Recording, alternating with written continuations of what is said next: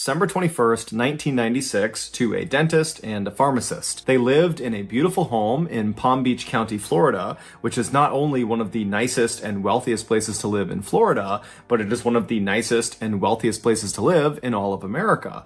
And that's why, as of 2021, there are 44 billionaires that call this paradise their home. In 2010, when Austin was 13 years old, his parents suddenly got divorced, and within the same calendar year, both of his parents had new girlfriends and boyfriends. Now, of course, this was a shock to Austin and to his 1 year younger sister Haley, but they both relatively quickly adjusted to their new normal. And that was in large part because the kids didn't move out. They stayed in the family home with their mom, and their father, he did move out, but he moved into a home that was very close by. About a year after the divorce, Austin began high school, and immediately he excelled. He was placed into all advanced classes, and within these advanced classes, Austin was consistently at the top of his class. Austin was also a big athletic guy. He was about 6 feet tall and weighed about 200 pounds. And so naturally, he played football for all 4 years he was in high school. And for 1 year, his sophomore year, he also wrestled. But despite his size and willingness to play these very rough physical sports,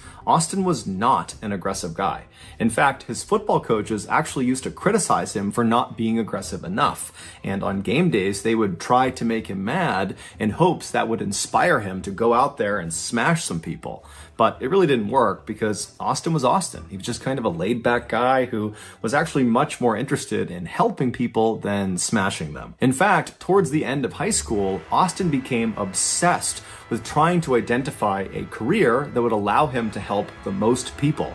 And he was so passionate about this that when he spoke about it, a huge smile would kind of involuntarily appear on his face. And so because of this, and because of Austin's generally happy disposition, his father very lovingly began referring to him as the happy boy. Shortly before Austin's graduation in 2015, he received a letter in the mail from Florida State University, and it was informing him he had been accepted into their 4-year pre-med program. Austin had settled on medicine as being his intended career path to help the most people, and so being accepted into this very prestigious program was like a best case scenario.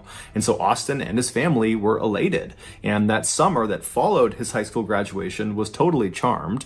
Austin was on cloud nine. He spent a lot of time with his family and his friends, and then finally at the end of the summer, his family packed all of his stuff into the car and they drove 6 hours north to Tallahassee, where the Florida State campus was. They helped to move him into his dorm, and then afterwards they gave him a big hug, said good luck, and they left. And I'm sure on their ride back, the family members thought to themselves, Austin is doing so great. He is not only ready for college, he is ready to be an adult. He's ready to live on his own and be responsible. And at the end of Austin's first year in college, that supposition about him ready to be an adult seemed to be accurate. Austin got excellent grades, he met a nice girlfriend, and even though he wasn't playing organized sports like football, he had found another athletic outlet in bodybuilding, and he had actually built a decent-sized social media presence around bodybuilding and fitness. But underneath all of this public success Austin was having that year, he was actually struggling a lot of the time. He just wasn't telling anyone. In a journal he kept, he documented a deep sense of inadequacy caused primarily from his sense that his peers didn't accept him. And so he would write endlessly about how if he could just stop being so shy and be more assertive and outgoing, that more people would embrace him and would like him and would accept him. Over the course of that year, Austin also started abusing different substances. Those included things like alcohol, marijuana, and Vyvanse. Vyvanse is a drug that is a stimulant, and it's used to treat people with attention deficit disorder. He also experimented with hallucinogenic drugs like acid and mushrooms, and he also tried MDMA, which is kind of like a cross between a stimulant and a hallucinogenic. And those are just the drugs that we are aware he was taking. It's entirely possible he was taking other drugs too. Regardless, Austin began oscillating between the high of whatever drug or combination of drugs he was on to the low of his sober mind, which was totally saturated with anxious and depressive thoughts. Before the end of the school year, Austin was secretly poised for a full-blown mental breakdown, and it seemed like he knew it was coming too. In the last month before the end of school, his internet search history is filled with questions like, I think I'm crazy, what do I do? And how do you know if you're crazy? And how to deal with obsessive thoughts? And do I need to sleep? And what happens if you don't sleep?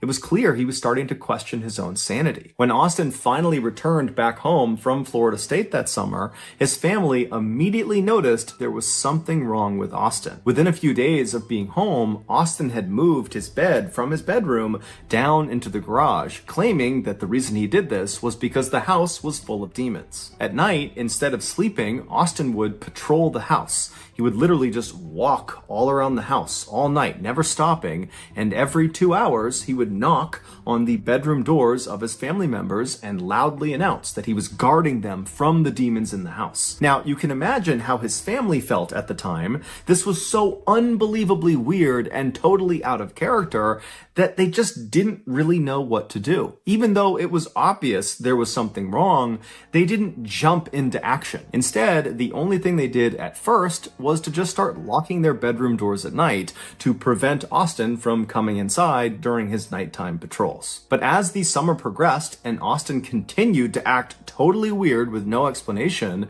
his family began to become convinced that he must be on drugs, that is what would explain all of this totally strange behavior.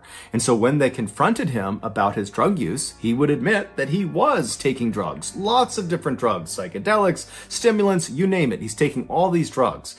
And so naturally, his family latched on to his drug use as being the root cause of his very strange behavior. And so they focused their efforts almost exclusively on getting Austin clean again. But towards the end of the summer, Austin said he wasn't taking any drugs, but Austin was still acting totally crazy and unhinged. And so around mid-August, the family decided they had to utilize something called the Baker Act. Under the Baker Act, individuals in Florida who are suspected of severe mental illness can be detained for up to 72 hours at the behest of their loved ones. And during these 72 hours, this individual is thoroughly assessed to see what's going on with them. And then at the end of those 72 hours, they are given a treatment plan that their family is supposed to help them enact. But before the family could utilize the Baker Act, something horrific happened. On the morning of August 15th, one of Austin's very close friends, who he had known since second grade, said Austin just showed up at his house without calling ahead of time or letting him know, which was very uncharacteristic. And when this friend opened the door to see what Austin wanted, Austin just asked him, "What year was I born?" And so the friend says, 1996? And as soon as Austin heard this, he didn't give a reaction to it. He just turned around and he left. And so this longtime friend is looking at Austin walking away, wondering, what's going on with this guy? Is he high on drugs? Is he drunk? What was that? So the friend goes back inside his house and he's thinking to himself, what should I do? And so after a couple of minutes, he decides, I got to call Austin and make sure he's okay. So he calls Austin, Austin picks up, and it's unclear what they talked about on the phone, but the friend convinced Austin to come back to his house and to just spend the day with him. But really, the friend just wanted to make sure Austin was okay. And so Austin comes back to the friend's house, and then the two of them actually would leave the house and meet up with some of their other friends that were in town that summer, as well as meet up with Austin's sister. And so the group, they decide they're going to go to the beach for the day. And on their walk to the beach, Austin tells the group that he just needs to get something at his house and that he will meet them down at the water. And so at this point, the group believes Austin is just fine. So they say, okay, yep, we'll meet you down there. And so Austin breaks off. He goes to his house. And when he goes back to the beach and meets up with his group of friends again, he's changed his outfit. He was now wearing this very thick, large football jersey. He was wearing long sweatpants that were also very thick. He had on 2 wristwatches and he had on sunglasses. And so as he walks down onto the beach, his friends look up at him and it's super hot out and they're at the beach. So this is a totally weird outfit to have on. And immediately they start kind of giving him crap about his strange outfit choice. But Austin did not think it was funny at all. And at first he was quiet, but then he kind of lashed out and said, "If you tell me I'm crazy, I will kill you." And at this, his friends did not give him any more crap. Everyone just said, "Okay, man, hey, didn't mean anything by it. Just giving you a hard time. No big deal." But Austin's clearly worked up. And so his sister comes over to him and she's like, "Hey, calm down. It's okay. It's not a big deal." And during this conversation, Austin suddenly goes back to being normal again. And he turns to his sister and he says, "I'm actually half horse and I'm immortal." And his sister's like, "What?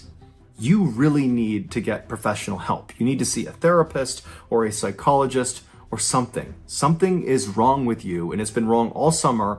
You need to get help." Now, apparently, Austin actually responded to this very positively. And he said, I agree. There is something going on, and I do need to get help. You're right. And so after that, Austin and the rest of the group, they stayed at the beach for several hours. And then in the evening time, Austin, his sister, and Austin's very close friend, who was the guy that saw Austin in the morning when he asked, what year was I born, they all said they had to leave. And so the trio, they leave the beach and they head to Duffy's, which was a restaurant in town. And they were going there to meet up with Austin's father and his father's girlfriend.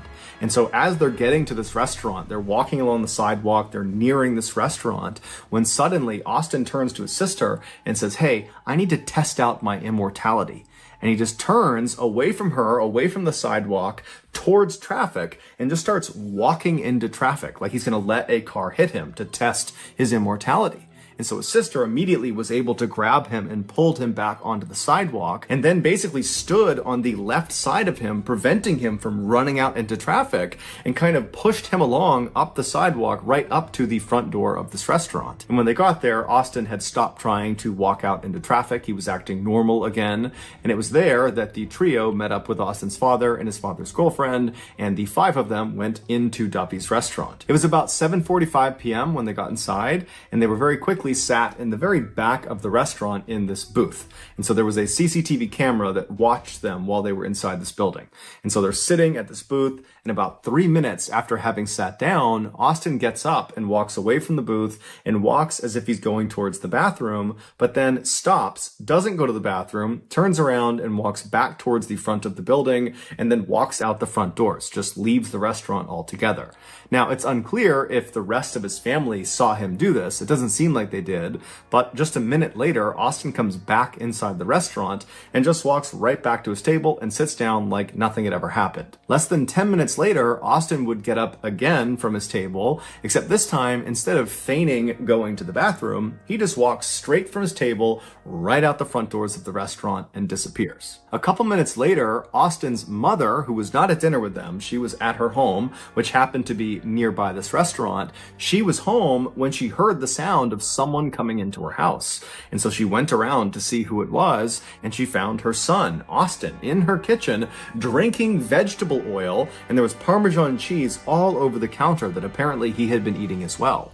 And so she runs up to him and she grabs the vegetable oil and she puts it down and she tells him to stop, at which point Austin does stop. And then I guess Austin just went up to his room and he changed out of his clothes because perhaps he got oil all over his shirt. And then his mom just drove him back to the restaurant. And so she watched him get out of the car and she watched him go through the front door, and then she drove off. And so about 30 minutes after he left that second time, Austin walks through the front doors of the restaurant. He's got a different shirt on, different hat on, and he just walks to the back of the restaurant where his sister, his friend, and his father and his father's girlfriend are, and he sits down like nothing had ever happened. At first, it looks like everyone at the table is just silent. But then Austin's father very clearly says something to Austin, and it seems kind of hostile. And it would turn out Austin's father, who loved his son, was just totally at a loss for what to do with him. And he said to Austin when he sat back down, "What is wrong with you?" And at this, Austin just stands up and presses his father's face back up against his seat, kind of pinning him there. And then at some point, he just lets go, he leaves the booth, and he walks right out of the restaurant for a third time. Austin's friend, who was eating with them, he got up and kind of chased after Austin, but he was about 30 seconds behind him. And so by the time he got outside, he didn't know where Austin went. And so he quickly came back in the restaurant. He told the rest of the group he didn't know where Austin was. And so at this point, Austin's father's girlfriend would actually call the police and report Austin missing. They knew he was totally unhinged and they didn't know where he was going to go, if he was a threat to himself or someone else. And so they figured they should just tell the police and have the police go find him. About 4 miles away from this restaurant, 53-year-old Michelle Mishcon was sitting in her garage watching TV. Normally, she would be joined by her husband, 59-year-old John Stevens, but he was out walking their dog. So for the time being, Michelle was alone. The couple had been married for roughly 20 years. They had 3 kids together from previous marriages, and they were just totally in love with each other.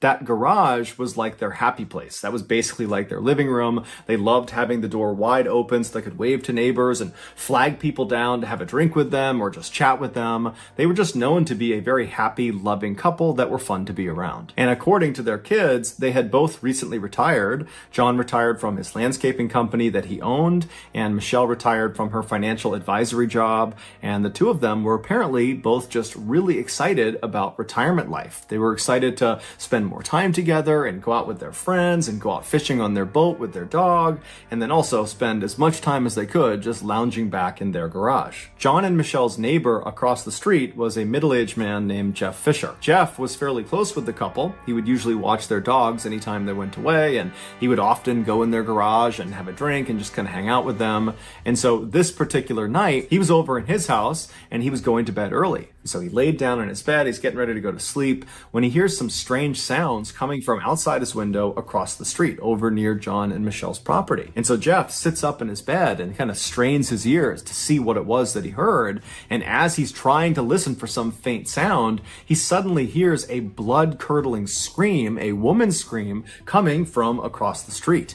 And so Jeff instantly leapt into action. He jumped out of his bed, he ran downstairs, and he ran out his front door, and he looked across the street, and he saw this unknown man, some young man that was slamming the car door of Michelle's car that was parked in her driveway. And he begins walking up the driveway, and at the top of the driveway, Jeff sees Michelle is standing in the garage, and she looks totally terrified, and she's facing this unknown young man.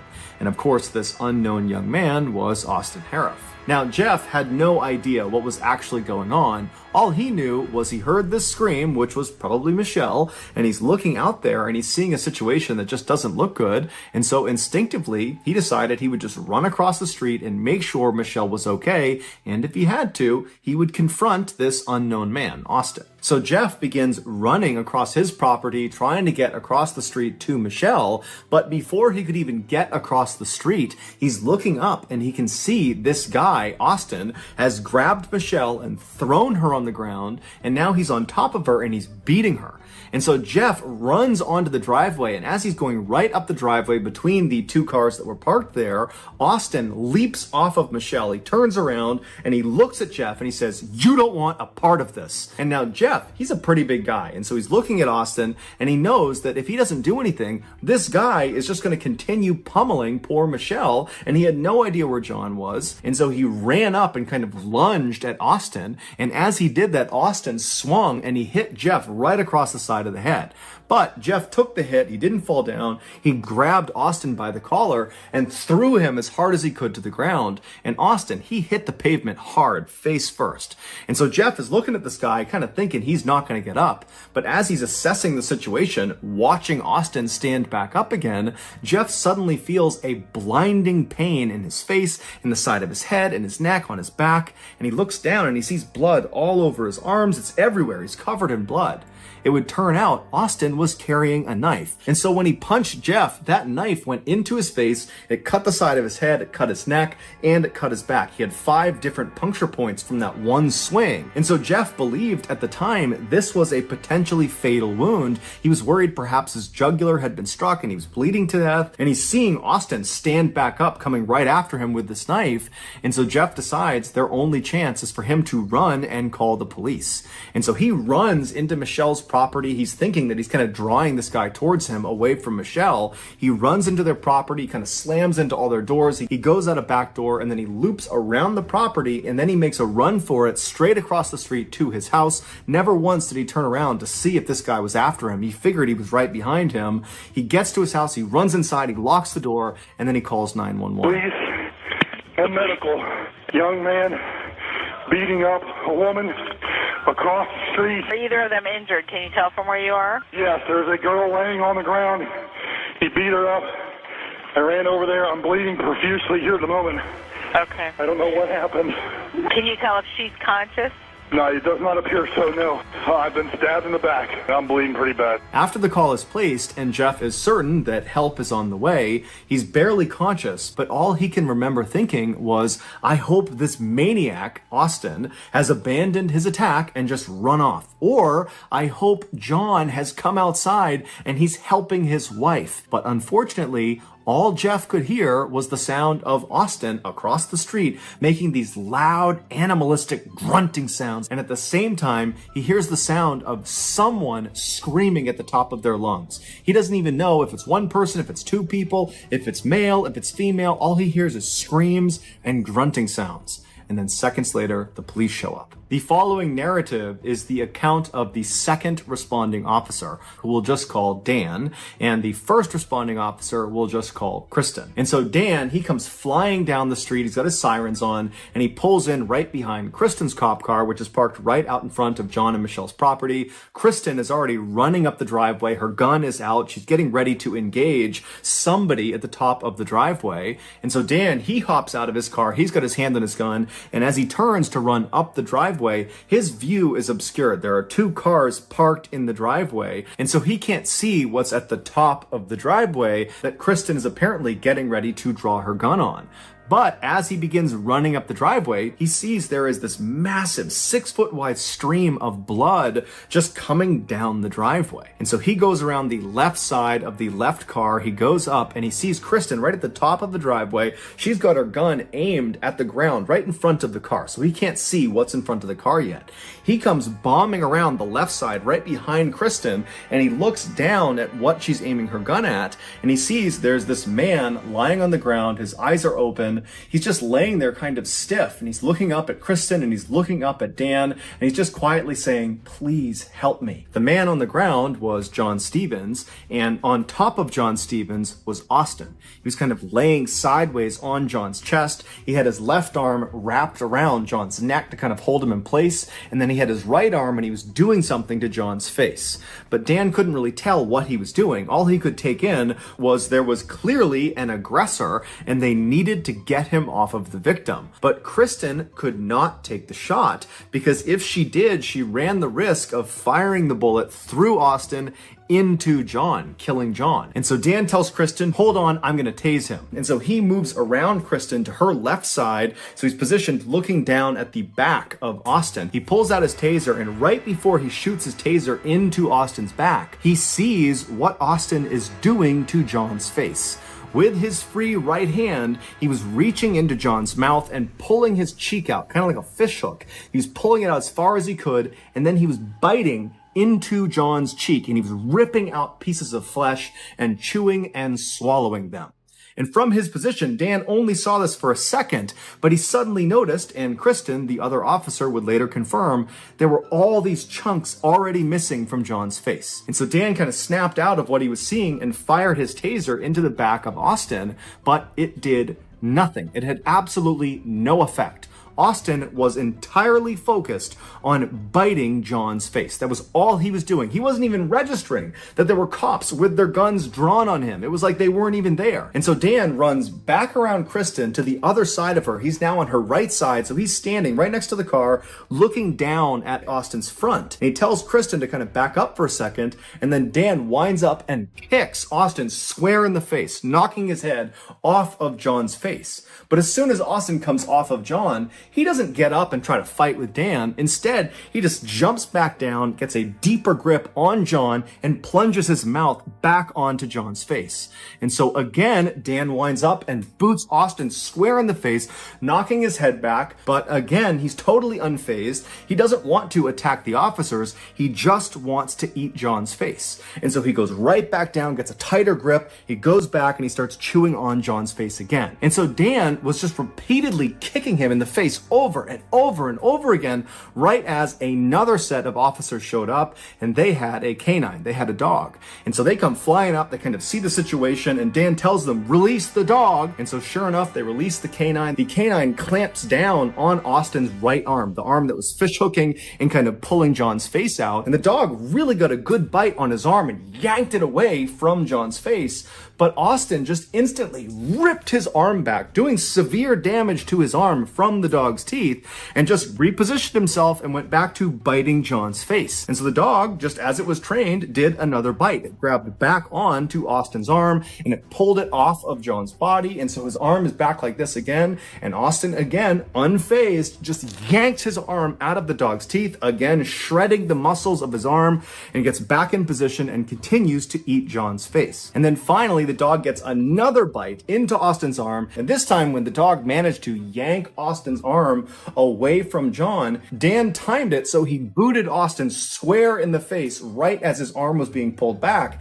And he hit him hard enough that Austin actually flew off of John and landed on his back. And as soon as he was on the ground, Dan actually leapt over John and landed on Austin's face, smashing his head into the cement, which kind of stunned him for a second. And as soon as he was stunned, Dan whipped out his handcuffs, threw it over one of Austin's wrists, and began pulling him by the handcuff up the driveway away from John. But as soon as he had some separation and Dan went to put the other handcuff on Austin, Austin began fighting back, and he looked up at Dan and he screamed, "Kill me! I'm eating humans! Kill me!" Dan didn't even know what to do, and so he's trying to put the other handcuff on him the whole time. Austin is screaming, "Kill me! Kill me!" And so other officers had to run in, and then finally, after 3 other officers came over, they were able to hold Austin down long enough to get both handcuffs on him. After Austin was finally restrained, the officers checked on the victims. They checked on Michelle, who was in the garage, and unfortunately, she was deceased. She had died from blunt force trauma. And John, even though he had been alive when the police first showed up, he had succumbed to the multitude of injuries he had sustained, from stabbings to beatings to having a portion of his face ripped off. It's believed after John came back from his walk, which would have been right after Jeff had been attacked and ran back to his house, John saw Austin in his garage attacking his wife, and John ran in to try to save her. So ultimately, John would die trying to save the woman that he loved. Their dog would survive the attack. It was unharmed, and it was given to one of their children to take care of. And Jeff Fisher, the neighbor who tried to save John and Michelle, he would survive the attack and make a full recovery. After Austin was finally handcuffed and was laying restrained on the driveway, he suddenly became unresponsive. He was rushed to the hospital, where it was determined he had drank some poisonous chemicals, most likely from inside of John and Michelle's garage, and that was what was causing his organs to fail.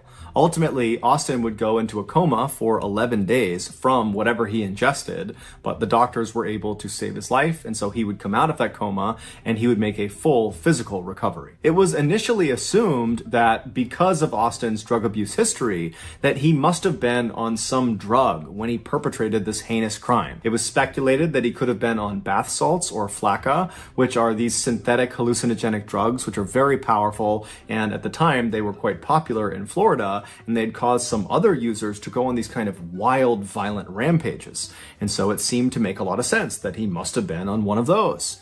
But when Austin's toxicology report finally came back, it showed he only had a very small amount of THC in his system, which is the drug found in marijuana, and then the other drugs that were in his system were all induced by the doctors and nurses at the hospital, which meant at the time of this attack, Austin was effectively sober. When the police asked Austin, "Why did you do this?" he initially said, "I don't remember, I don't know."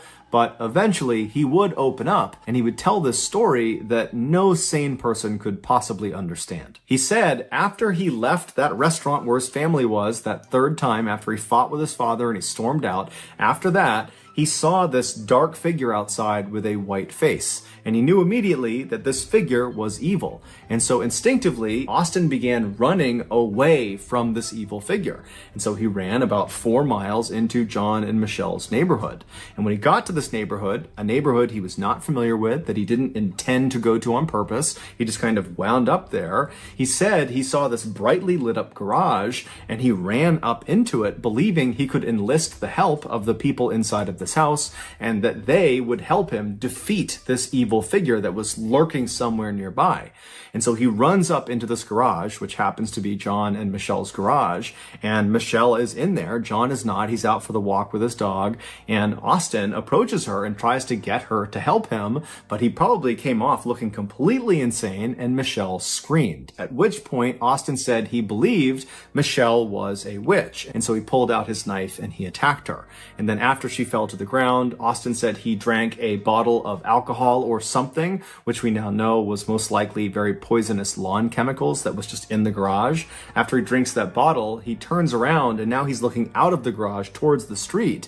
And he said he saw this other figure in the doorway with a dog next to him. And then Austin said his mind just went blank.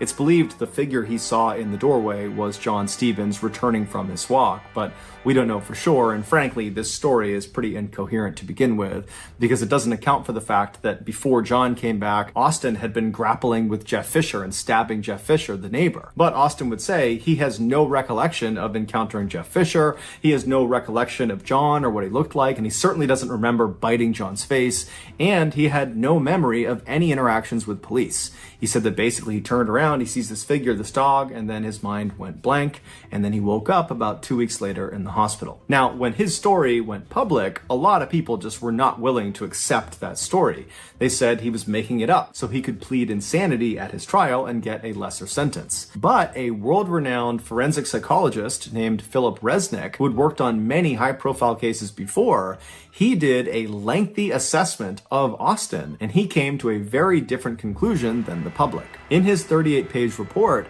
Resnick points out the fact that Austin continued to bite John's face even when he was being openly threatened with being shot by the police officer standing right over him. He continued to bite John's face after he was tased. He continued to bite John's face after he was kicked in the head repeatedly. He continued to bite John's face after a dog repeatedly bit him. This all suggests that Austin was truly in a psychotic state when this attack occurred. A sane person, even under the influence of drugs, will retain a basic survival instinct. They will try to protect themselves. So when there are guns pointed at them, or they're being physically harmed, or there's threats of violence, they'll do things to protect themselves. But Austin didn't. It was like he had no idea about anything else except John's face. Resnick specified that the type of psychotic episode that Austin was suffering from on the night of the attack is something called clinical lycanthropy delusions. Clinical lycanthropy is a very rare occurrence where an individual believes they are no longer human, and almost always what they believe they are is something akin to a werewolf. And in Austin's case, it's not that hard to figure out why you might reach that type of conclusion. He had told his sister that he believed he was half horse, and then on a couple other occasions, he had told his other friends that he believed he was half dog. And then, of course, on the night of the attack, after he killed Michelle, he pounced literally on John and began eating his face while making those loud, animalistic grunting sounds. This is behavior that is certainly on par with what you would expect a werewolf to do in a movie. But this was not a movie, this was real life. After Austin came out of his coma, but before he had been transferred to jail, he agreed to do an interview with the clinical psychologist, TV personality Phil McGraw, better known as Dr. Phil. And during their 10-minute Zoom interview, Austin would break down and cry and say he was incredibly sorry to the family of the victims, that he didn't really know why it happened, and that clearly there was something wrong with him and he needed help, and he just hoped they could find it in their hearts to eventually forgive him. But it's unlikely the family of the victims are going to forgive him anytime soon, especially when you consider they came out in an interview and said, "I hope Austin makes a full recovery from his coma, that he has no brain damage, that he is totally A-okay, so he can be fully aware and lucid when they read him his sentence." A sentence they hoped would be the death penalty. As of right now, though, the family of the victims will just have to keep on waiting because Austin is still in jail awaiting trial. So that's going to do it, guys. If you got something out of today's episode and you haven't done this already, please invite the like button to come with you to the zoo, and then when you're there, accidentally spill honey on them and then push them into the bear enclosure. Also, please subscribe to our channel and turn on all notifications so you don't miss any of our weekly 2 or 3 video uploads. We are now selling merchandise like flannels and hats and mugs and sweatshirts and all sorts of stuff. If you're interested, go to shopmrballen.com. If you want to learn about upcoming deals and promotions in our shop, go to our shop's Instagram page. The username is shopmrballen. If you want to get in touch with me, you can direct message me on Instagram or on Twitter. My username for both platforms is the same. It's johnballen416. I also have a ton ton of content over on TikTok, where my username is MrBallen. We also have a second YouTube channel called MrBallen Shorts, where we post random short videos and lost episodes. We also have a Facebook page just called MrBallen, where we post condensed versions of the long episodes you see on YouTube. If you have a story suggestion, please submit it to our subreddit just called MrBallen. It's linked in the description below. So whether I see you on Instagram, Twitter, TikTok, Reddit, YouTube, Facebook, or some combination, just know that I really appreciate your support. And until next time, that's going to do it. See ya. Was a 21-year-old college student living in the small residential town of Desert Hills in Arizona. From a very young age, Heather was someone who always seemed to give her friendship to the people who needed it the most, people who were hurting on the inside or who society had kind of forgotten about. This is why when she was a teenager and a young adult, she would often spend her weekends volunteering her time with underprivileged children. It's also why she aspired to go to law school and become a defense lawyer,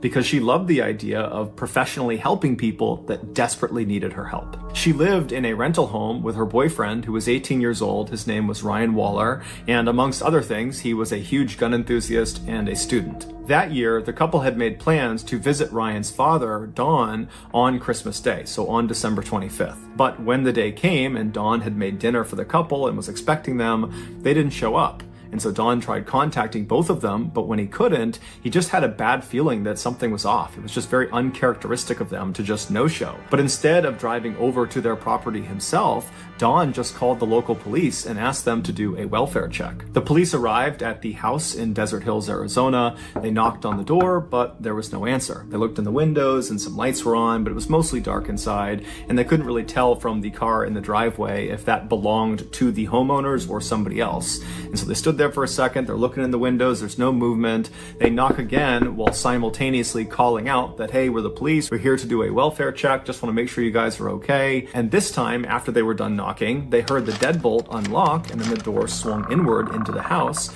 and standing right in front of them was Ryan. Ryan had this huge bruise on his left eye, this big black eye, and he had a cut on his nose, and he was just standing there, not saying anything, not asking any questions, just looking at them. And they looked past Ryan into his house, and they saw there was a woman lying on the couch, which they presumed was his girlfriend Heather, because that was the two people they were coming to look for. And so they turned their attention back to Ryan, and they asked him, what happened to your eye? And Ryan was a little bit cagey. He didn't really give them a straight answer. He basically said, I don't know. I don't know what happened to my eye. And, the police didn't really pry that much, but eventually they determined that Ryan was more or less okay, albeit a little bit strange. And then they said, okay, well, who's the woman who's lying on the couch? Is that Heather? And Ryan, again, was kind of cagey and a little bit dismissive and said something along the lines of, she's just sleeping. And so the police said to him, look, we're here on a welfare check. Your father sent us here to check on you guys. And so we have to go in there and wake her up and make sure she's okay. And so Ryan, again, was just a little bit weird and kind of defensive and didn't really immediately comply, but eventually did step out of the way. And the police walked into the residence. They walked over to the couch. And as soon as they looked down at the girl on the couch, which was Heather, they saw right away that she was not asleep. She was dead. And she had been for at least a couple of days. She had died from a single gunshot wound to the head.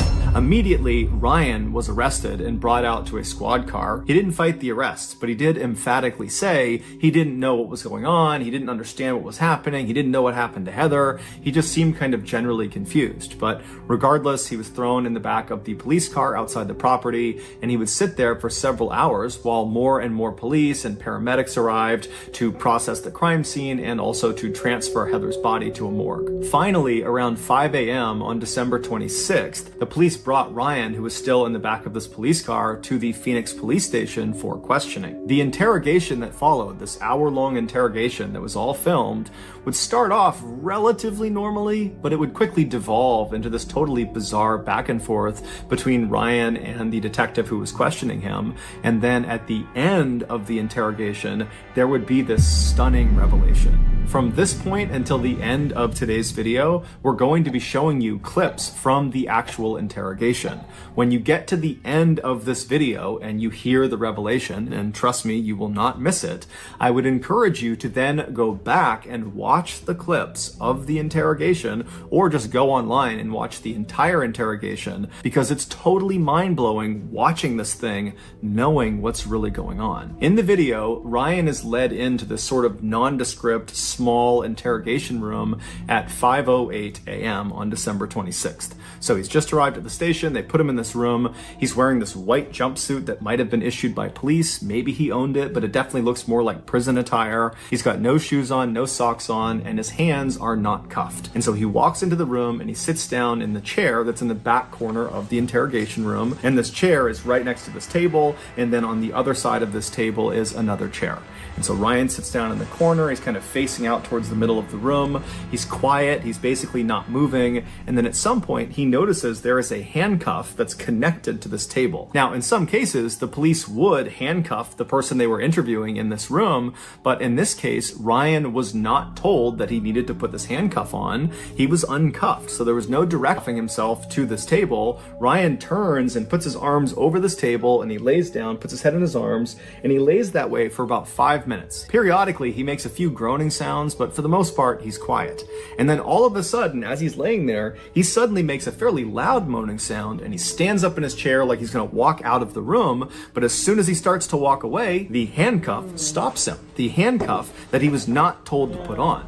And so he's stuck against this table, but he doesn't seem fazed by it. He looks almost confused by what's happening, but he doesn't dwell on it for very long. Instead, he just reaches across the table and grabs a blank piece of paper, and then he just sits back down in the seat, he crosses his legs, and he starts looking at this piece of paper. At 5:17 a.m., so roughly 9 minutes into this interrogation, which really hasn't even started yet, Ryan is intently looking at this blank piece of paper when a detective walks into the interrogation room. This detective was named Dalton, and he informs Ryan that they're going to be taking pictures of his feet, and so he needs to put his feet up on the table that's right next to him. Ryan at first acts very confused and doesn't really understand what's happening, but he eventually complies and he puts his feet up on the table, and by the time his feet are up there, another officer walks into the interrogation room, and he's got a camera and he's got this big kit with him, and he would begin about a 10-minute long process of photographing Ryan's feet and also swabbing Ryan's feet. During this 10-minute session,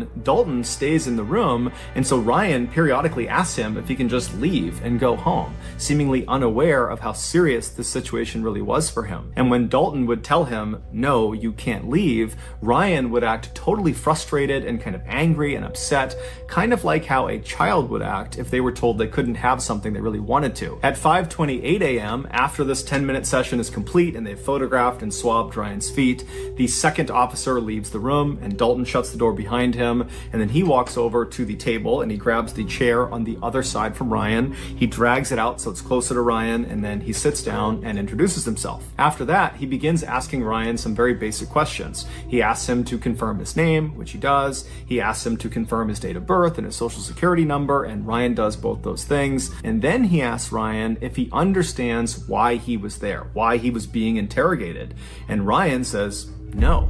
And so at this point, Dalton says, "Okay, let's just stop right now. I'm going to read you your rights." And so it's at this point in the interrogation that Ryan's behavior starts to get really, really weird. After Dalton tells Ryan he needs to read him his rights, you can see Ryan doesn't compute what he's saying. He's just kind of looking blankly, and Dalton seems to pick up on that. And so he tries to make it kind of lighthearted, and he says, "Hey Ryan, I'm going to read you your rights like they do on TV, like on Cops and on Law and Order and CSI, any of those crime shows, they read people their rights. That's what I'm going to do. You know what I'm talking about?"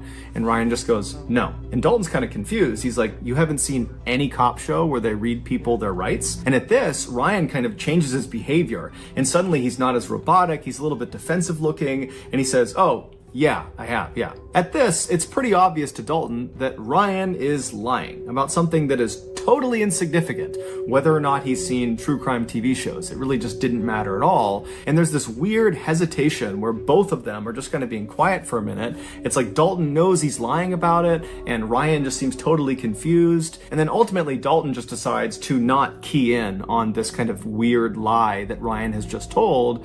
Instead, he just reads Ryan his rights. And then after that, he gets back into some basic questions. The next one was, "Hey Ryan, what was the highest grade you achieved in school?" And now at this point, Ryan is not looking at Dalton. He's looking to the far side of the room. He's got this blank expression on. And when he's asked this question, he just says, "I don't know." And Dalton's like, "You don't know what level grade you achieved in school?" And Ryan says, "No, I don't know. Eighth grade." So again, he's changed his answer fairly abruptly when he's challenged, and so Dalton is probably thinking to himself that he's lying again. But again, it's just kind of an insignificant thing, but it's building a pattern of mistrust here. It's hard for Dalton to believe that Ryan is going to be truthful if he can't even tell the truth about things that don't matter. But Dalton decides not to fixate on it. Instead, he asks a follow-up question based on the fact that Ryan has said 8th grade is the highest level he achieved. And so Dalton says, okay, well, did you get your GED? A GED is a high school diploma equivalent, and it's something you would get if you did not graduate high school. And since 8th grade is below high school, then Ryan clearly did not finish high school, and so it's a natural question to ask. The answer to this question is binary. You have a GED, you don't have a GED. But Ryan's answer is anything but binary. It's totally contradictory and weird, and it really begins to show a side of Ryan that just doesn't add up. He's acting about Ryan's education goes nowhere. Dalton, again, does not fixate on all the issues with his answers so far, and instead just kind of continues asking more questions. And so he begins to address Heather. He starts by asking Ryan if he has a girlfriend. Now, Dalton at this point would know that Heather, the girl who was deceased, was Ryan's girlfriend because the police were asked to do the initial welfare check on Ryan and Heather, the couple. That's something that Dawn would have relayed to police. And so Dalton knows they have a relationship, but he wants Ryan to tell him he has a relationship with Heather. So again, he asks Ryan, do you have a girlfriend? And Ryan says no, which is a lie. But Dalton goes along with it and says, okay, well, do you know a girl named Heather? And Ryan would say, yes, I do. But his description of Heather was just completely inaccurate. He said Heather was a 16 or 17-year-old girl, even though she was actually 21. And he would say her last name was Kyman. He thought. He wasn't entirely sure. He said she has nicknames and she has different names she uses, but he believes it's Kyman, even though her last name was actually Kwan. Now, Dalton, of course, is aware of these discrepancies, but again, he does not fixate on them. He just keeps on asking more questions. Dalton asks Ryan, what happened to your face? You have this huge bruise on the left side of your face. What happened? At first, Ryan says he doesn't know. But when Dalton pressed him and kept asking more and more questions about his face and how it happened, Ryan eventually would be police officers involved. Dalton believed already going into this interrogation that Ryan killed Heather, that the bruise on his face was from Heather fighting back before ultimately Ryan killed her. And so for Ryan to say the mark on my face is from Heather, even though he claimed it was an accident, to Dalton, that was the same thing as Ryan saying, I killed Heather. Dalton attempted to get more specific details about the actual physical struggle that took place between Ryan and Heather, but as he asked more and more questions, he became more and more aggressive, and it seemed like Ryan picked up on it and became very defensive and started throwing out random pieces of information, much of which seemed untrue. Like he suggested there was at least 2 or 3 other people that were in the house on the night that Heather got killed, but it's unclear if these people were real or if they were actually ever there. And it just seemed like Ryan was kind of panicking and just kind of saying all sorts of random things. And so at some point, Dalton just wants to focus the conversation because he feels like it's getting totally out of hand. And so he just stops Ryan and he says, Ryan, there is a dead girl in your house and I need information. By Dalton for the first time in the interrogation that there was a dead girl in his house is Ryan reacted with genuine surprise. It's the only time in the entire interrogation start to finish where Ryan sits forward in his chair, he kind of perks up, and he seems relatively normal. He's not acting confused and kind of bizarre. It's like he's really dialed in, as if he had not heard this before, that he didn't know Heather was dead, and he's now for the first time being told, and it shocked his system. But just seconds after he sits forward and seems really engaged, he goes back to kind of being totally bizarre, and he also suddenly had this really elaborate story about what happened to Heather, even though just seconds ago it seemed like he had just learned about it. So it didn't really make any sense that he would have a story so readily available for something he seemed to not know anything about. And of course, like all of his other answers, his story he gave was full of contradictions and holes and was just totally unbelievable. His story again and would say, actually, they didn't shoot me, they just shot Heather, they put me in a sleeper hold. But when Dalton asked him, what do you mean sleeper hold? Ryan said, oh, I don't know what a sleeper hold is. And then eventually Ryan would actually just ditch the sleeper hold narrative and go back to the Richie and his father, they came in and they shot both of us. At this point, Ryan's story has become so convoluted and it's changed so many times that it's just totally unbelievable. And so Dalton, who was doing his best to kind of go along with Ryan's story, at this point just can't even pretend anymore. He cannot pretend that he's following this story. It doesn't make any sense. Dalton just goes full bad cop on Ryan, openly accusing him of shooting and killing Heather, and Ryan just continues to say he doesn't know anything, that he didn't do it, and his answers are just totally nonsensical and contradictory, and nothing is making sense. And so finally, at 5:52 a.m., roughly 45 minutes into this interrogation, Dalton is just at a loss. He does not know how to handle Ryan, because even though he really believes he did it, nothing Ryan has said has incriminated him, because nothing Ryan has said makes any sense. And so he's sitting there kind of thinking what he's going to do next, and then Dalton notices something. He notices something on Ryan's face. And he tells Ryan to come closer, he needs to look at it.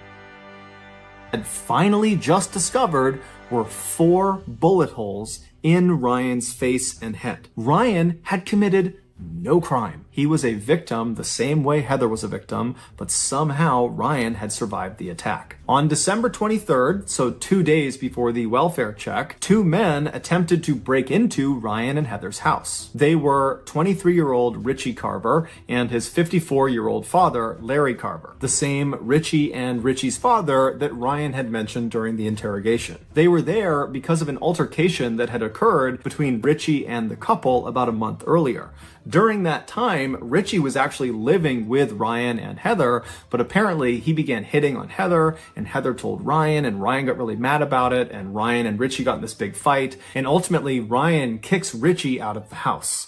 Now, this totally infuriates Richie and is very embarrassing for Richie, and so right away he begins plotting his revenge. And so on December 23rd, Richie and his father, they were there to carry out this revenge plot. When the father and son got to the back of Ryan and Heather's house, Ryan saw them at the back door through the glass door that was near their kitchen, and he ran over to try to stop them from getting inside, but Richie and Larry managed to barely get open the door, and Richie reached in with his hand, which was carrying a gun, and he shot Ryan point blank twice in the face. The first bullet went in through his nose and then out the other side of his nose, so that's the first 2 bullet holes. And then that bullet traveled back into his head through his left eye into his brain where it got lodged. And along with the bullet, 6 pieces of his skull that broke off from this bullet went inside of his brain as well. So that's the first 3 bullet holes. And then the second bullet that was fired into Ryan's head hit the side of his head. It did not penetrate into his skull. So the bullet didn't lodge anywhere inside of his brain. However, it did break off a piece of his skull. And so that was the 4th bullet hole. Ryan dropped to the ground. He was unconscious. They assumed he was dead. They managed to force the door the rest of the way open. They stepped inside. They stepped over Ryan's body, and they walked into the living room where Heather was cowering on the sofa, and Richie just immediately walked up, put a gun to her head, and fired a single shot.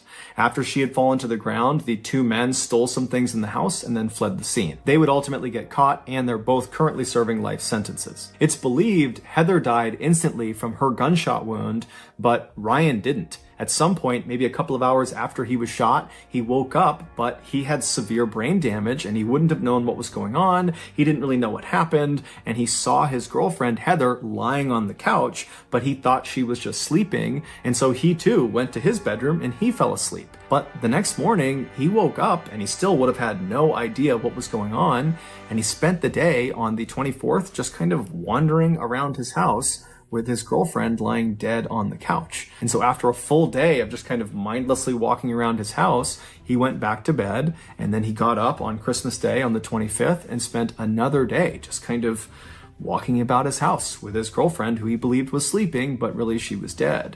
And so finally the welfare check is called in, the police show up, and as soon as they see Ryan, they jumped to conclusions that he must have killed Heather, and it kind of dictated the way they treated him. Had they believed he was a victim, they might have sought medical attention for the wound on his face, but again, jumping to conclusions and assuming he was the killer, they figured that bruise on his face was from the woman fighting back. She had struck him before he had savagely killed her. And so they didn't give him any medical care. Instead, they put him out in the cop car out front of the property, and he sat there with no medical intervention for 6 hours. And during those 6 hours, literally every second that went by, there was irreversible brain damage being caused because he had all this bleeding inside of his head that was causing brain damage. And so the clock was ticking as soon as they found him, and for hours and hours and hours, he got no care and was just getting worse and worse and worse.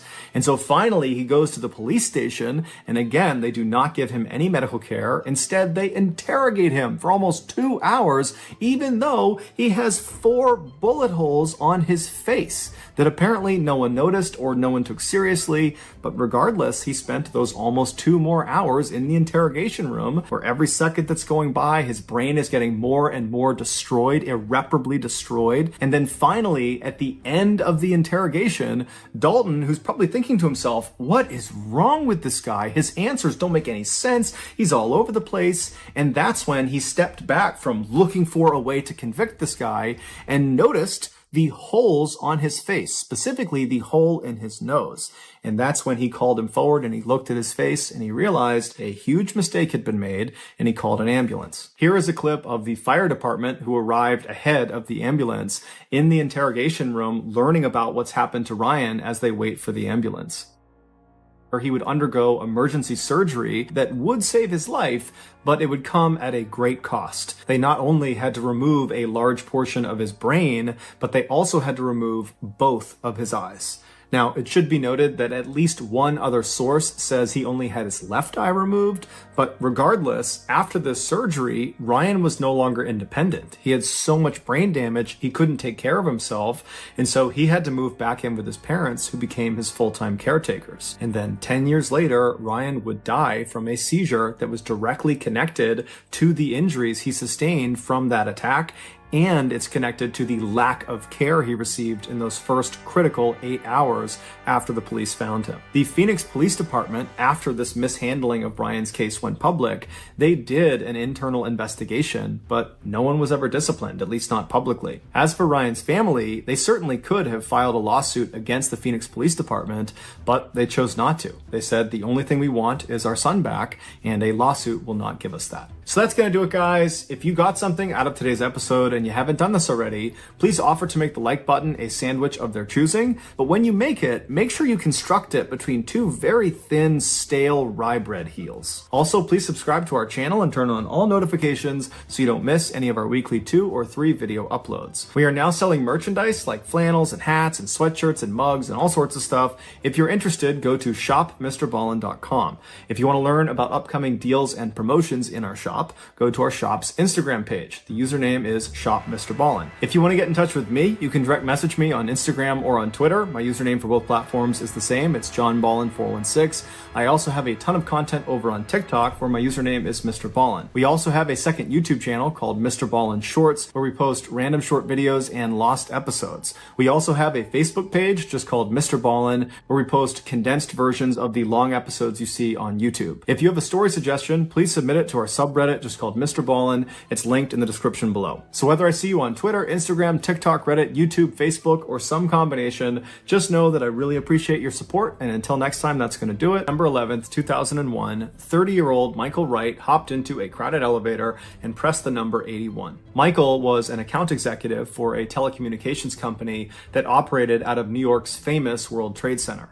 The World Trade Center was located in the financial district of Lower Manhattan. It was made up of 7 different buildings. Michael's building was one of the 2 identical, massive 110-story tall skyscrapers that were collectively called the Twin Towers, and then separately they were called the North Tower and the South Tower. Michael's company was in the North Tower. Once the elevator reached floor 81, the doors opened up and Michael squeezed his way out of the car, and right ahead of him, on the wall right in front of him, he would have seen 3 other elevator doors, and then on the wall behind him there would have been another 3 elevator doors, one of which he just exited.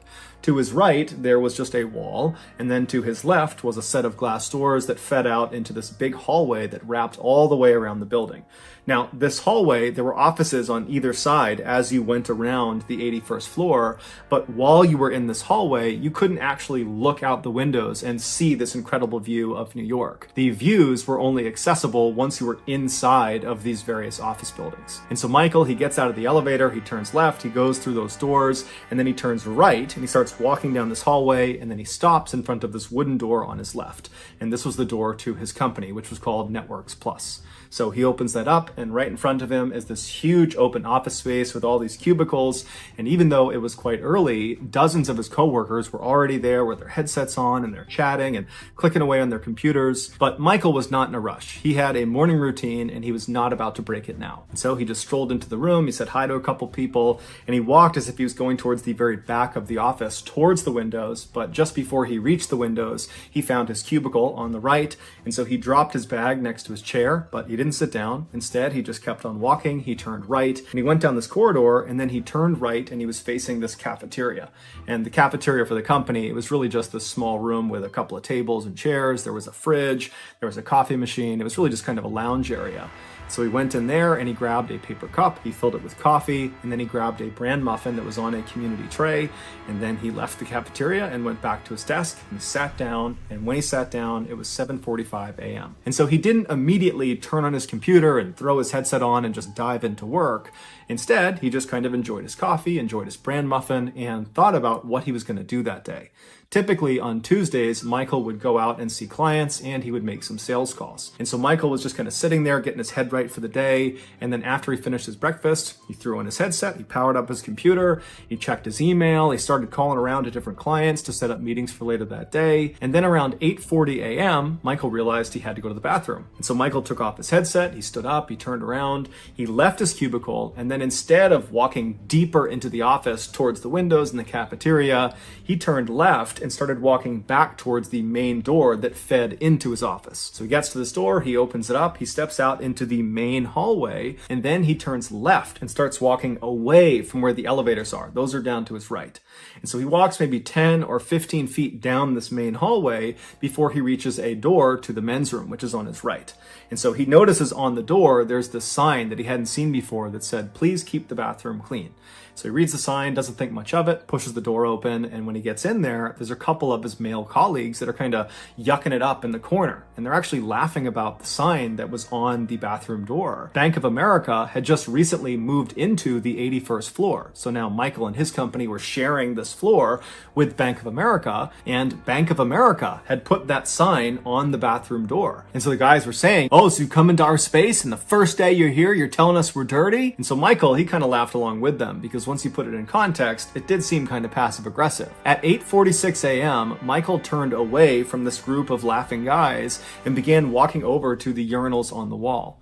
But before he even got to the urinals, suddenly the building jolted hard to one side. Now, the Twin Towers were built to withstand very heavy winds, and so the way they were constructed to do that was they would flex several inches in any direction at any time. But this was not several inches, this was several feet. And it was so violent and so sudden that the marble on the walls actually cracked and fell off. And the guys in the bathroom, most of them lost their balance and fell to the ground. And the one guy who was inside of a stall, he comes running out, he bursts the door open, he's buttoning his pants up, and he's screaming, "What was that?" Michael, after standing back up, began thinking to himself, did I hear a sound? Was there an explosion? What was that? It must have been a gas main explosion. What else could that have possibly been? There was just nothing else he could think of that would account for that big of a shift. But there was just no time to sit there and dwell on how this happened, because the alarms in the building started going off. And so Michael and the other guys that were in there, they just left the bathroom to go out to the hallway to see what was going on. And when Michael got out there, he looked left down the main hallway past his office, all the way down to the elevators, and all the way down there, he could see there was clearly fire spitting out of the elevator lobby area. And so before Michael could even process that there was this fire and what he was going to do about it, he heard screaming, a woman screaming behind him. The women's bathroom was right next to the men's bathroom. And so Michael and a couple of the other guys who had been in the bathroom with him, they go running into the women's room, and there was this stall, this bathroom stall in the women's room that had been kind of bent over. And it would turn out out during the shift in the building, the door jamb on one of the stalls had folded over, kind of locking it in place.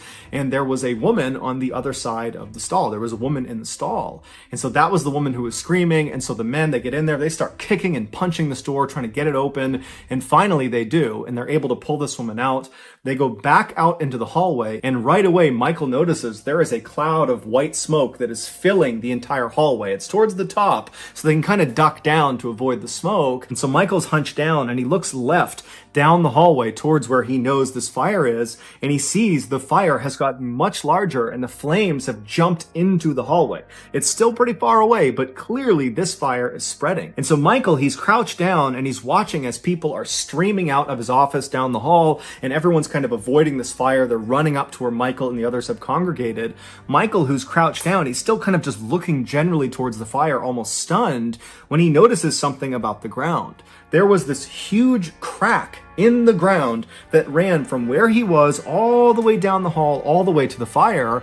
And then Michael turned around and saw that crack actually continued all the way in the other direction.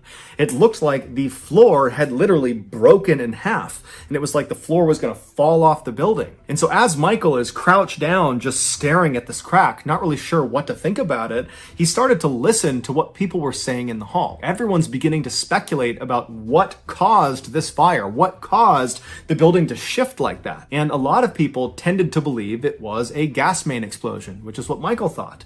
Other people suggested, maybe it was an earthquake. And some outliers said it could have been a bomb. But little did anybody know what had happened to their building was far worse than anything they could have imagined. A few minutes earlier at 8:46 a.m., as Michael stood in the bathroom kind of yucking it up with the other guys that were in there, American Airlines Flight 11, which was this massive 767 passenger airplane carrying 91 passengers, 5 of which were the hijackers, they slammed into Michael's tower 12 floors above Michael's head. The plane was traveling at about 466 miles per hour when it struck the building. The impact and subsequent explosion immediately killed not only everyone on board the plane, but hundreds of people that were inside of the impact zone, which was between floors 93 and 99. The plane also went right through the building, severing all of the stairwells and the elevator shafts, meaning anyone who was still alive from floors 93 all the way to the top, floor 110, all those people, they didn't have an escape route anymore. So they were trapped, they just didn't know it yet. And to make an already horrible situation even worse, after this plane detonates inside of the North Tower, it sends 9,000 gallons of burning jet fuel down these destroyed elevator shafts, and as this fuel tumbled, it would splash onto many of the floors below, like floor 81. The fuel would kind of splash through the openings to the elevator doors, and once a little bit had landed on that floor, the whole floor would catch on fire. But Michael and the rest of the people on floor 81 were completely oblivious to this. All they knew was there's a fire over there, and so we need to get away from it. But as Michael stood up from this crack and began kind of looking around to see what they were going to do next, he noticed that most of the people, while they were staying calm, were not really running to evacuate. They were just kind of standing around, and the different business managers from different departments were just kind of telling their staff members to stay calm and hold on, let's get our thoughts together. And Michael, who was not panicked, at least not yet, he's looking around thinking, you know what, let's just get off this floor. We need to get off this floor. And so he remembered that a lot of his friends, they would sneak out of the office and they would smoke cigarettes in this one particular emergency stairwell that was close to them. And so Michael just started yelling to the group, hey, we gotta go now, we need to leave, there's stairs over there, follow me. And so Michael kind of cut through the crowd, and the crowd was very quick to respond. They kind of followed him, and he opened the door, he goes into the stairwell, and he lets some people go in, and before long, there's a very orderly double file line making their way down this stairwell. Michael remembers after he joined this double file line and began going down the steps, this immediate sense of relief, especially after they got down a couple of flights away from the 81st floor. Because in his mind, and in a lot of other people's minds that were in the stairwell with him, the problem was up there. It was the 81st floor, there was this one fire, it was localized, it would be dealt with, and they're already all the way down here, they'll be out of the building soon, so they got nothing to worry about. And so Michael and the rest of his coworkers just kept making their way down the stairs. It was very slow progress, and sometimes it would come to a complete standstill because other people on lower floors were entering the stairwell and joining in this evacuation. But Michael remembers nobody was freaking out. No one was panicking. There were some people that, were more worked up about it, but there really was this sense of safety, that they were in these stairs and that everything was going fine. And so as they're kind of making their way down, most people were concerned with trying to place a call to their family to just tell them, hey, I'm okay. This crazy thing happened at work today, but, I'm going to be fine. Michael had left his cell phone on his desk, so he didn't have a way to call his family. He got a coworker to give him his phone, and Michael tried dozens of times to reach his wife, Jenny, but when he called her, she didn't pick up, and so eventually he just gave the phone back to his coworker and just continued down the steps. At about 9 a.m., so that would have been about 10 or 12 minutes into this evacuation down the stairs, Michael, who again is in relatively good spirits, he knows there's danger upstairs, but they're safe down here, he makes this kind of off-color joke to lighten the mood in the stairwell. Michael turns to one of his male colleagues and pretends to confess his love to him and tells him, the only reason I'm confessing it to you now is because we're gonna die here anyways. Now, the joke here in Michael's mind was, of course we're not gonna die here. He was intentionally dramatizing the entire situation because they were safe. They were in the stairwell. They were evacuating. The fire was up there. They're down here. Everything is fine. And some people thought the joke was kind of funny and they laughed at it. But the guy right ahead of Michael didn't think it was funny, and he turned around and looked at Michael and said, hey man, you gotta keep your humor down in here. So Michael, he did immediately regret telling his joke, but not because he was suddenly scared that this situation was far more dangerous than he was realizing, but because he just felt bad for offending some people. Michael would later reflect on this moment, and he would say he was so naive that even though he had seen the fire and seen the physical damage, that crack on the ground and the marble falling off the wall, that despite all that, it was like he just couldn't fathom that they were actually in any real danger inside of this stairwell. He really thought they were going to be just fine. But of course, as history would show us, Michael was wrong. Around the time that Michael was scolded for his off-color joke, about 200 feet to the south of the tower they were in, another passenger airplane, United Airlines Flight 175, crashed into the south side of the South Tower. All 65 passengers on board, which included the 5 hijackers, were killed instantly. The plane was traveling at about 590 miles an hour when it struck the South Tower, and it hit between floors 77 and 85, killing hundreds of people in the impact site and trapping hundreds more above it. And then just like the North Tower, after this plane detonated inside of the South Tower, it sent thousands of gallons of burning jet fuel down these destroyed elevator shafts, igniting fires on many floors below. Despite being so physically close to this second plane crash, Michael didn't hear it, and apparently no one else in the stairwell did either, or they just didn't recognize it for what it was. And so Michael and the others just continued walking down the stairwell thinking everything was fine. Around 9:30 a.m., so that's about 40 minutes into their evacuation, Michael and the rest of his coworkers reached floor 40, and this was the first time they saw firefighters, New York firefighters, running up the stairs to go fight this fire. And so naturally, Michael and the others asked the firemen if they knew what had caused this fire, what was going on. But the firefighters just said, look, we don't know exactly what caused this, but go down, it's safe down there. Michael would remember about seeing these firefighters that they all had a similar look on their face. They had this kind of stoic, just kind of neutral look on their face, very calm, very mission-oriented as they charged up the stairs in all this heavy gear. But years later, as Michael reflected on that situation, he thinks about their faces, and now he believes the look they had on their face was actually fear. And unfortunately, most of the firefighters that ran past Michael and the others and went up to fight that fire in the North Tower, they would all perish. A few minutes later, Michael and the others made it down to floor 30, and right around the time they got there, they heard people behind them, above them from higher floors, yelling for people to get out of the way. And so Michael turned around and looked up, and he saw there were some people carrying other people down the stairs, and they were trying to clear a path to get these injured people down. And so Michael, like everybody else, kind of sucked up against the side of the wall to let these people pass. And when they did, he saw there were 2 injured people. There was one guy who his whole shirt had been burned off of his back, exposing his bare back, and he had burns on the top of his shoulder. And then the other injured person was this woman with severe burns on her face. After they passed, Michael and the people around him kind of got back in line and just kept moving down the stairs, but now they were on edge. Everyone was kind of thinking to themselves, How bad is this fire? Who else got hurt? What actually happened up there? A few minutes later, Michael and his coworkers got down to floor 20, and that's when they saw there was this firefighter yelling to everyone, asking, hey, does anybody know CPR? I need volunteers who know CPR. And so Michael, he had been trained in CPR 10 years earlier in college, and while he hadn't done it in a while, he felt confident that push came to shove, he could do it. And so he and another guy that was near him volunteered to be these CPR guys. And so they went over to this firefighter who explained to them, stay right here and be ready to do CPR on anyone that is brought down to you. And if anybody else needs help, I need you to try to help them too. So just basically be here as a resource. And so Michael and the other volunteer say, no problem, and they stay right there. And the firefighter grabs all of his heavy equipment and he charges up the stairs. Over the next 10 minutes, Michael and this other guy did not need to perform CPR. However, they did assist one very heavy man that was having a very hard time breathing. They helped walk him down all the way to the bottom. And then Michael and the other volunteer, they turned around and ran back up to the 20th floor.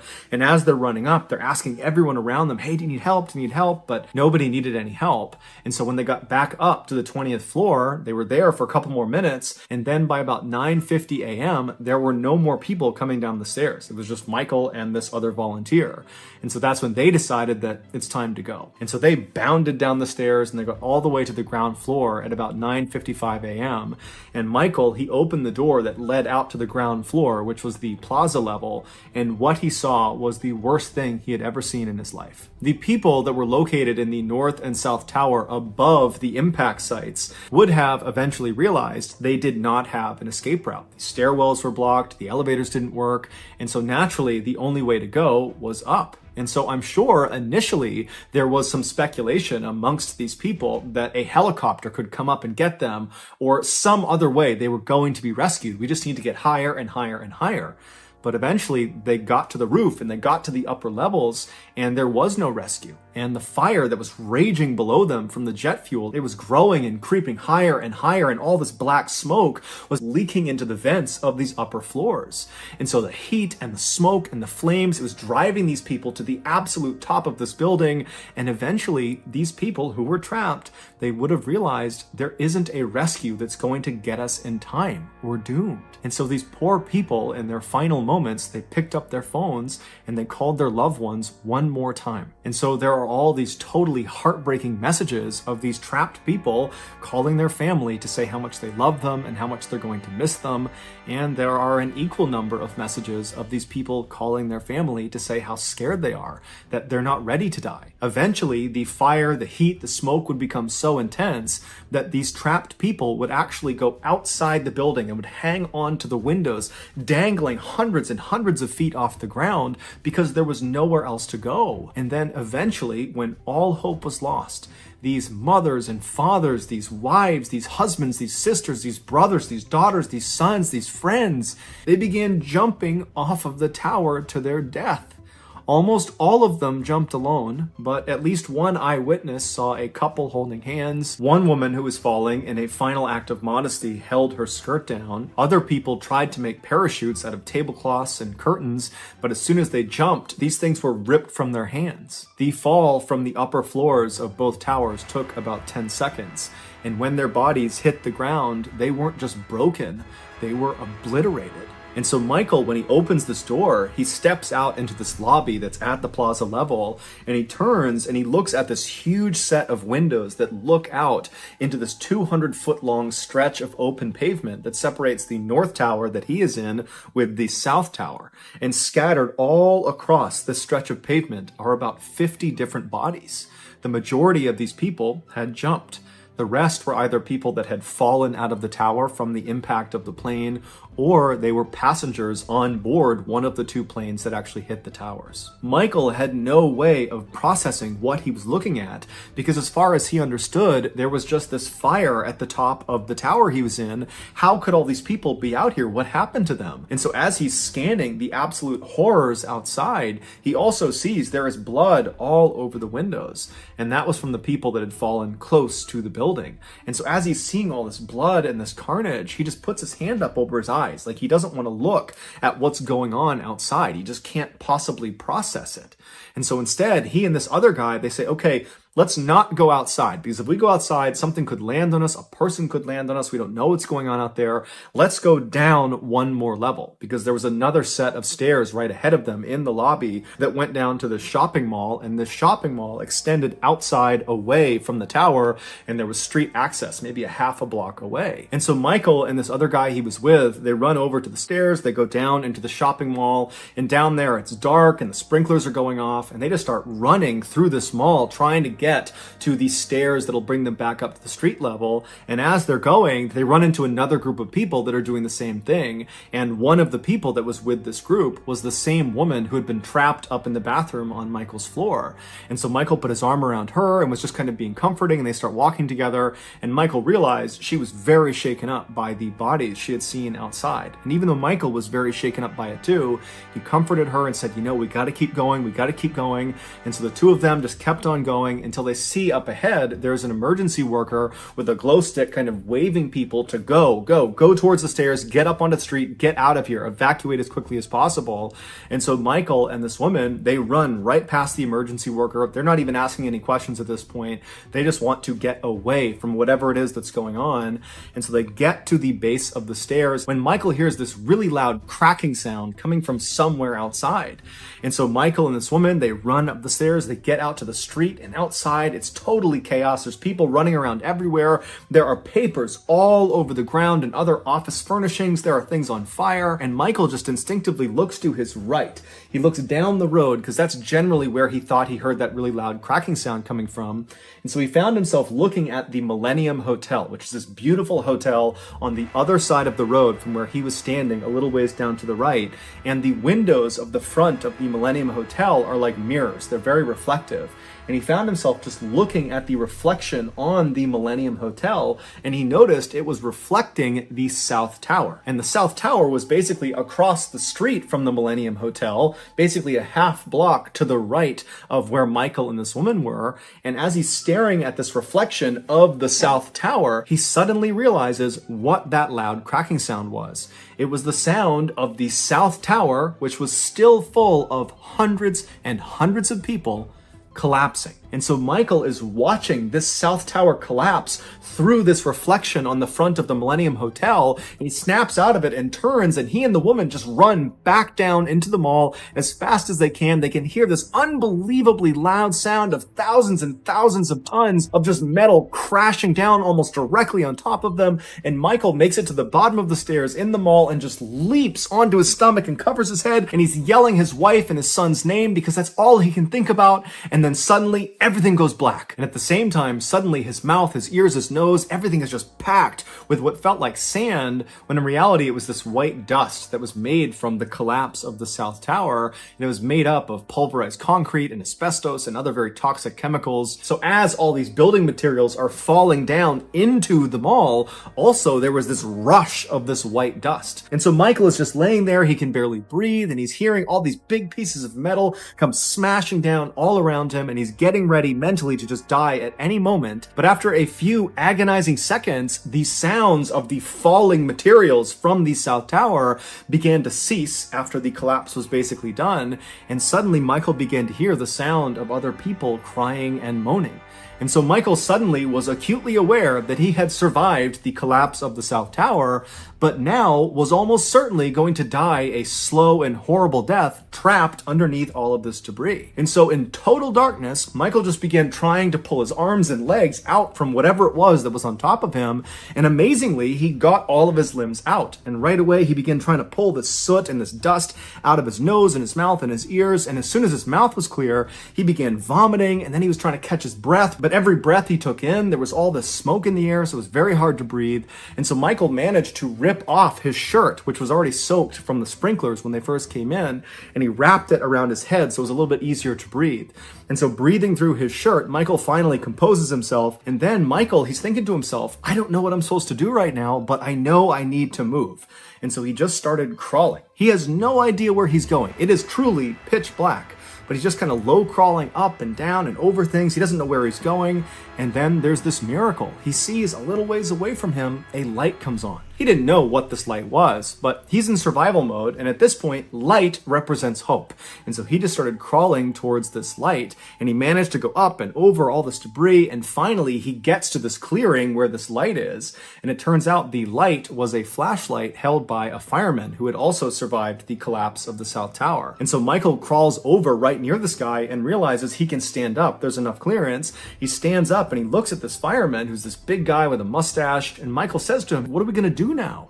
And so this fireman apparently was remarkably composed, and he doesn't really say much to Michael. Instead, he just pulls his axe off his shoulder and kind of gestures for Michael to follow him. And so Michael naturally follows this fireman, and so he leads them over to this wall, and the fireman reaches out and he rubs the wall with his glove, and he rubs away a lot of soot and dirt to reveal a glass window. And so he tells Michael to stand back, and the fireman winds up and he smashes this window, and on the other side of this window is this Borders bookstore, and in the middle of this Borders bookstore is a staircase that goes up to the main floor and out onto the street. And so Michael thanked this fireman and then climbed through this opening into this bookstore, and as he was climbing through, he looked back towards the rubble and he saw there were lots of other people that were crawling out of the rubble and were getting in line to also climb into the bookstore. And so Michael, once he was through, he waited for a few people, and then they together ran to the staircase. They went up to the first floor and they went out to the street. And when they got out there, it was like the apocalypse. There was that white dust over everything, over people, cars, buildings, everything. They could barely see in front of them. And so Michael just reflexively began running away from the towers. And as he's running, he sees there's this woman just standing in the road and she's weeping. And Michael goes up to her and he says, "Are you okay? Can I help you?" And she is totally non-responsive. And so eventually Michael just leaves her and keeps on running. And after a couple of seconds, he sees there's this overturned food cart on the side of the road. So there's no one nearby. He runs over. He gets 2 iced teas out of the cooler. He opens one and pours it over his face to kind of clear his face off. And then he pours some into his mouth to wash his mouth out. And then he just keeps on running. And again, everything around him is just covered in this dust. And so as he's running, he eventually sees there's this cameraman that's got his camera trained in the direction of the towers, but the cameraman is not using his camera. Instead, he's hunched over his camera and he's just weeping, like he can't even report the news. And so Michael just kept on running, and at some point he heard another very loud cracking sound behind him, but he didn't even turn around. He just kept on running. And it would turn out it was the sound of his tower, the North Tower, collapsing as well. And just like the South Tower, there were hundreds of people inside it when it fell. And so Michael would eventually just continue running until he reached New York University, NYU. That was where his brother was working, and he hoped he would be there so he could tell him that he survived, that he was okay. But when he got to NYU, his brother wasn't there. However, there were staff people there that saw how horrible Michael looked. He was covered head to toe in the dust. He looked crazed. He had blood all over him. And so they took him in, they cleaned him up, and they gave him a phone. And he was able to get in touch with his wife, and he told her that he was okay. And his wife and his entire family, they were convinced he was dead. They had been watching on TV. They had seen the tower collapse. They knew he was up on the 81st floor. And so they really believed he was dead. But unbelievably, he survived. Michael would ultimately make a full physical recovery, although he would have to have several surgeries to remove the 147 pieces of fiberglass that had embedded in his eyes. Because when the tower collapsed and all that dust and soot got pushed into his mouth and his ears and his nose and his eyes, there were little pieces of fiberglass that basically turned into splinters on his eyes. Like most other 9/11 survivors, Michael thinks to himself, why me? Why did I survive when so many other people didn't? But Michael tries not to dwell on that. Instead, he focuses on trying to honor the memories of the people they lost, and he focuses on trying to be the best father to his sons he can possibly be. So that's going to do it, guys. Before you leave, please go into the description of this video and check out the links to the charities I provided. These are extremely highly rated charities that are still providing support to 9/11 victims, their families, and first responders. Even though it's been 20 years, the ripple effects of this attack are still felt today by lots of people. And so these charities I've identified are a way to support people that really need it. And so I have already donated to all of the charities listed, so I'm telling you, these are incredible organizations. They are worth giving your money to. And so that's going to do it, guys. Until next time, see you.